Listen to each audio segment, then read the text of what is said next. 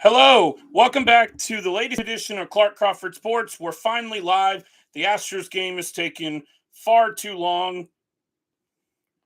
And, well, I think it just ended. I'm not sure. There might be fan interference, but I've got it on in the background. And, well, uh,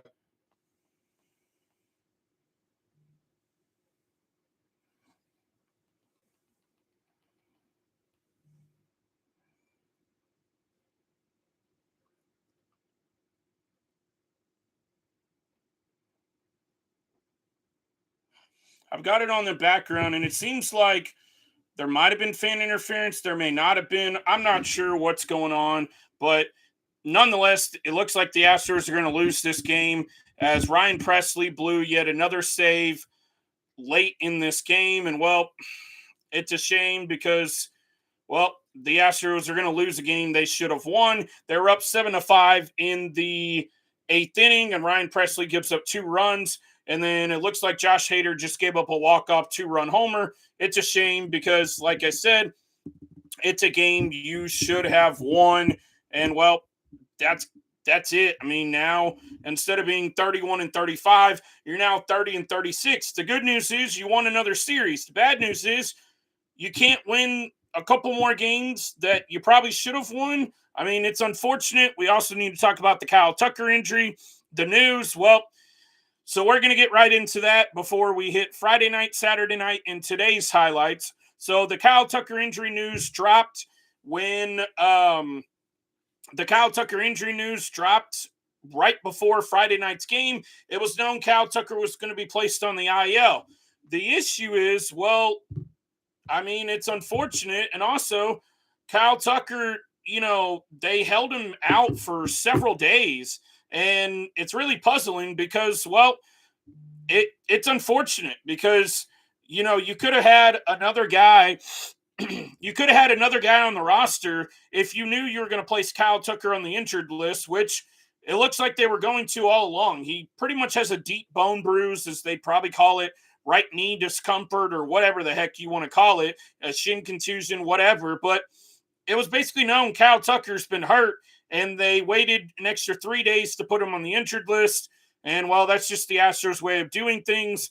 Kyle Tucker's hurt. If you didn't hear, it was a couple days ago, right after I posted my video on Thursday, so I hadn't recapped the Kyle Tucker news yet. But Kyle Tucker is out, and Joey Loperfido is up.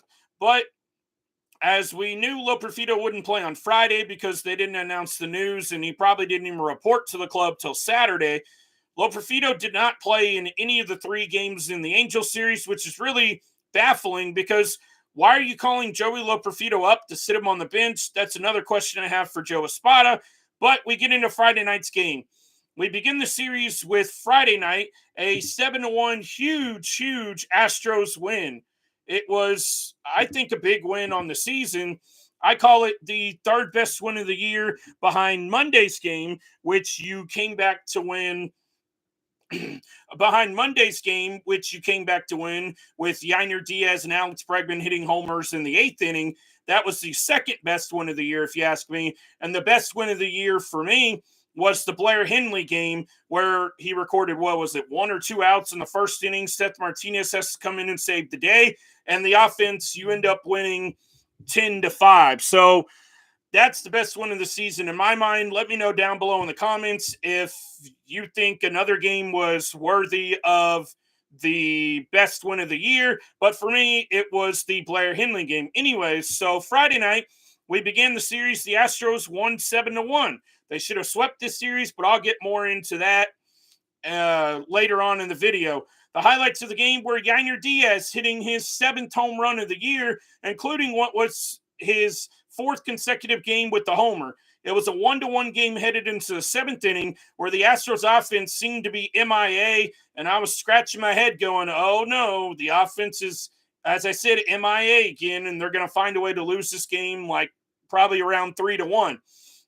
Alex Bregman ends up walking when honestly he should have struck out, and Alex Bregman's walk loaded the bases, And, well, then Yordan Alvarez comes up, hits one to left center. Center fielder makes a diving attempt at the ball, misses it when he should have played it on a hop if you knew you weren't going to catch it.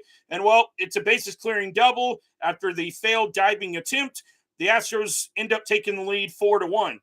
Two batters later, Yainer Diaz hits a two-run shot to left field, ultimately putting the game away, and the lead grew to 6-1. And for good measure, because you can never have enough insurance runs, as today's game that just ended proved. Well, you thought you led 7-5, and you led several times, and, well, it got away from you. Jose Abreu gets in on the run party, which was Friday night, and he hits a solo blast of his own, scoring the 7th and final run scored for the Astros on the night. We found out after the contest, Framber Valdez was dedicating his night to injured Astro starter Christian Javier, who we found out on Thursday he was having Tommy John. So Framber gave a little tribute to his buddy Christian Javier, as a lot of those Astros players are pretty close. A lot of the foreign pitchers on the team are really close friends, and the team is a tight group. And, well, he had a performance of a lifetime for his buddy Christian Javier, and unfortunately he's having Tommy John, and, well, here's to a speedy recovery. He's out for 2024, and he could, depending on how bad it is, he might be out for all of 2025. Framber throws a complete game, 106 pitches, striking out 8 while allowing a total of 4 hits. I believe this was his best start since last year of August 1st of 2023. We all remember what happened that night. Framber threw his no-hitter, obviously his best start of his career. It was Framber's 5th win of the year, as his season ERA now sits at 3.53 on the year. And as I've said all single season long, that Framber Valdez, and I'll continue to say it, which Framber will show up? Will you get good Framber, or will you get bad Framber each and every night? And thankfully, good Framber showed up on this day and on this night to open up the road trip. The good version of him showed up, and the Astros were thankful because they picked up their 29th win of the season on Friday night. Moving on to Saturday night's action, it was a mound matchup of Hunter Brown versus Tyler Anderson. Scoring in this one began in the 3rd inning when Chas McCormick tripled to right, and then Jose Altuve singled him in. Later in the same frame, Jake Myers wound up singling home Altuve to give the Astros a 2-0 lead. They took that 2-0 lead on the back of Hunter Brown, who was pitching very well. I'll get into that in a minute. And, well, when Bregman hits an infield single in the 5th, and then Yordan Alvarez hits a missile out of into the right field seats, the Astros led 4-0. They would not give up the lead. Alvarez ended the night with 3 hits, leading the offense to the victory. Here's the Hunter Brown part. On the pitching side, Hunter Brown records his 4th consecutive, that's right, you heard me, 4th consecutive quality start, lowering his season ERA to 5.58. I know any casual fans out there would be like, man, Hunter Brown sucks. Well, yeah, he sucked in the beginning of the year, but since May 1st, he's been one of the Astros' best 2 starters, if not 3, definitely. Over his past 6 starts, he has a 2.91 ERA in 34 innings with 38 strikeouts over his last 6 starts. Tonight, he was excellent, going 6 innings, giving up 2 hits with 7 strikeouts. He did have 4 walks, so that's slightly concerning, but none of the walks came back to bite him, which usually for Hunter Brown, that's a big thing for him. His walks will come back to bite him in the butt. I want to point out, I've been a Hunter Brown truther all year. I love this for Hunter Brown. I've been a believer in Hunter Brown since day one. I knew he was the top prospect. I saw him pitch a couple times in AAA. Not to say I'm a scout or anything, but I've been a believer in Hunter Brown since the beginning.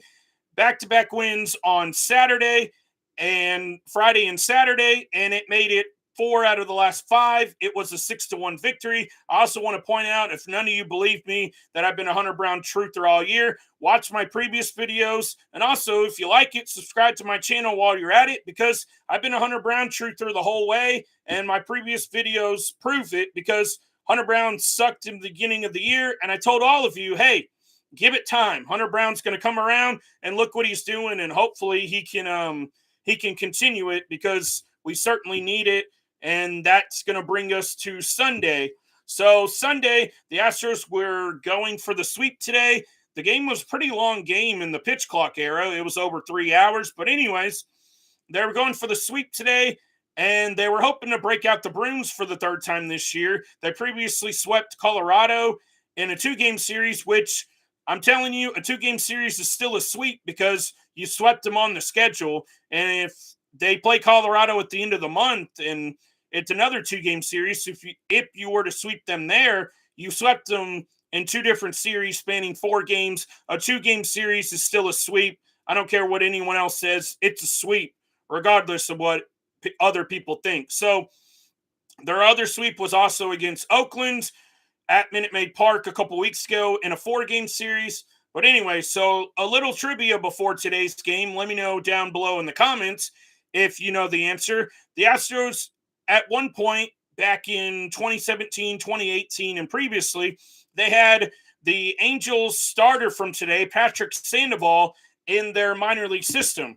Who did the Astros acquire in the Patrick Sandoval trade to the Angels to give away Patrick Sandoval? So who was the name they acquired in the Patrick Sandoval deal, to which helped them out later on? Let me know down below in the comments if you know that answer. If not, I will reveal the answer at the end of the video. So just a little trivia there for you. Who did they acquire for Patrick Sandoval?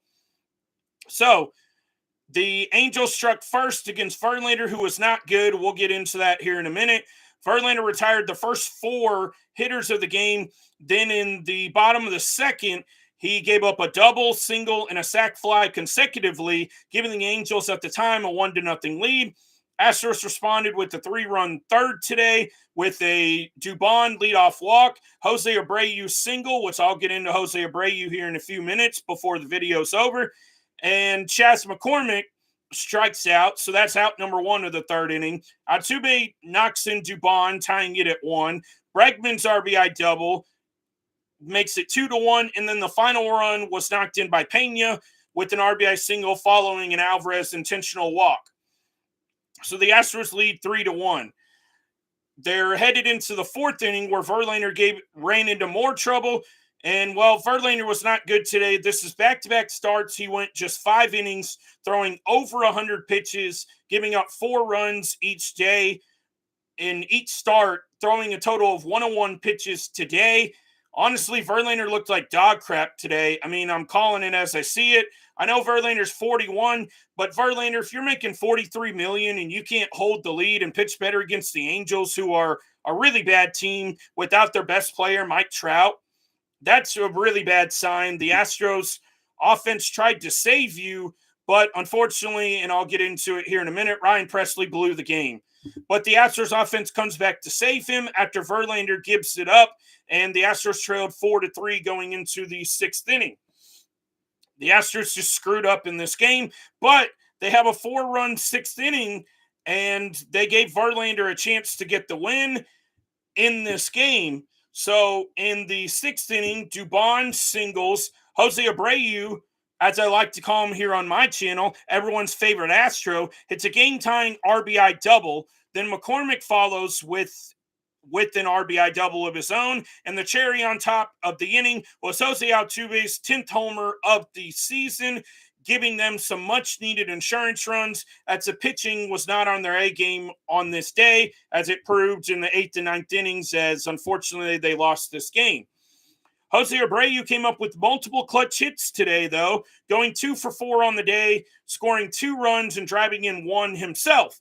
It brings his season average to 132, which is 33 points higher than he originally had it before they sent him to the minor leagues, which he now has a 200 average since returning from the minor leagues. He's 7 for 35 with 2 homers and 4 RBIs. At least 200 averages at the Mendoza line, as some people like to call it, like myself. And, well, since returning, he's been okay. He hasn't been superb. He hasn't been spectacular, but he hasn't been nearly as bad as he was. Now, has he been good?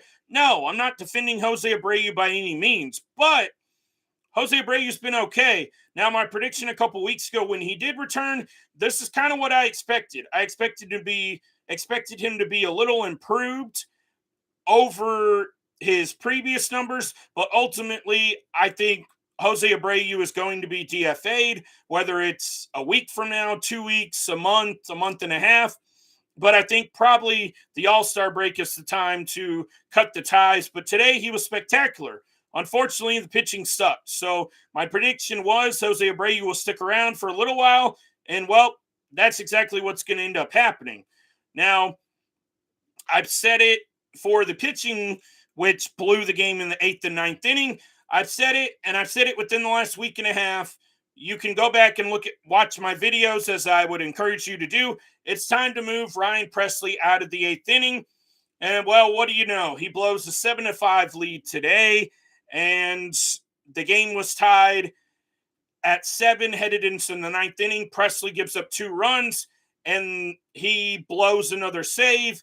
And, well, that's his 5th blown save on the year. His ERA is 5.4. I have defended Joe Espada all season long on almost every move he's made. I think he's done a solid job. Just guys are simply not performing. I've said this before.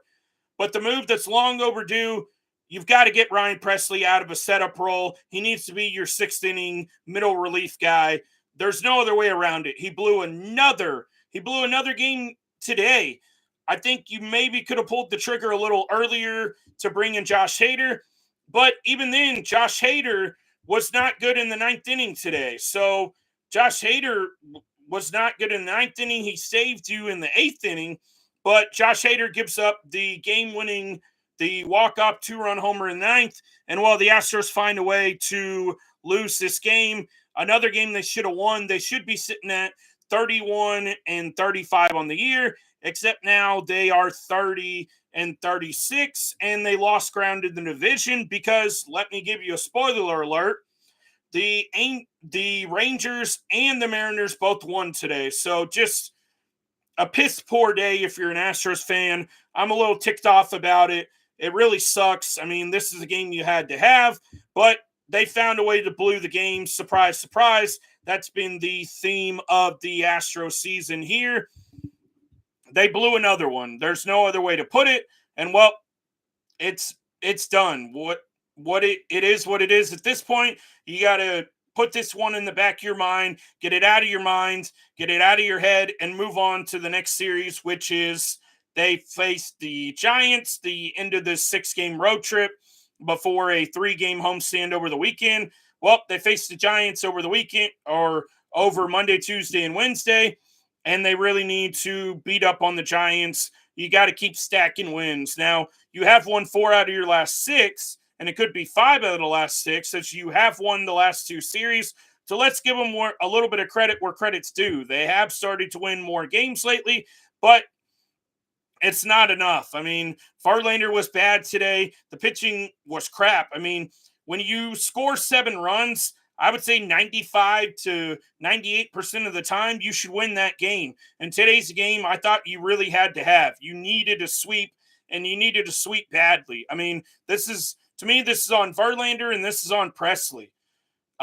There's no other way around it. And of course, the cherry on top of today's game was Alex Bregman left the game with a hit by pitch on his hand. Is Alex Bregman going to be okay? That's the second time he's been hit by pitch on the same hand in the last week. The same thing happened to Kyle Tucker last weekend and on Monday, and now he's on the 10-day IL because he fouled a ball off of his shin 2 out of 3 games, and it was so bruised and banged up.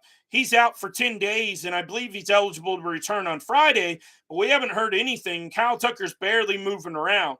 So I'm not even sure if Kyle Tucker's going to be ready to return by Friday. I bet it won't be till the following Sunday, a week from today, if not the following Monday. So a lot of questions remain to be answered about Alex Bregman. I wouldn't be surprised if he was put on the IL. That's just my prediction, but we'll see what happens there. That was just kind of like a nail in the coffin today of the pitching blows it and Alex Bregman gets hurt, a game that you should have won, but unfortunately you found a way to lose yet again. So The Astros lose another one. Like I said, they are 30-36 now on the year. They're still within striking distance in the division, but this is another one you could have easily had. And at worst, if you just had 3 more wins this year, you could be 33-33 because today was the 66th game of the year. Just quick math for you there. Just another one you could have had. This is another bad loss, and unfortunately, that's all she wrote for today's game. Before I go, the answer to my trivia question was Martin Maldonado back in 2018 was the player the Astros acquired for, at the time, minor league pitcher Patrick Sandoval. For how bad Maldonado's offensive numbers were in an Astros uniform, I would say it was a win of a trade because he did, hold down the pitching staff for a number of years here in an Astros uniform. And well, Patrick Sandoval is nothing special starting pitcher wise. So with that being said, the Astros won that trade. Patrick Sandoval is not going to be an ace or anything. He'll probably be, in my opinion, out of the league in a couple of years. So that wraps up my trivia question from earlier in the video.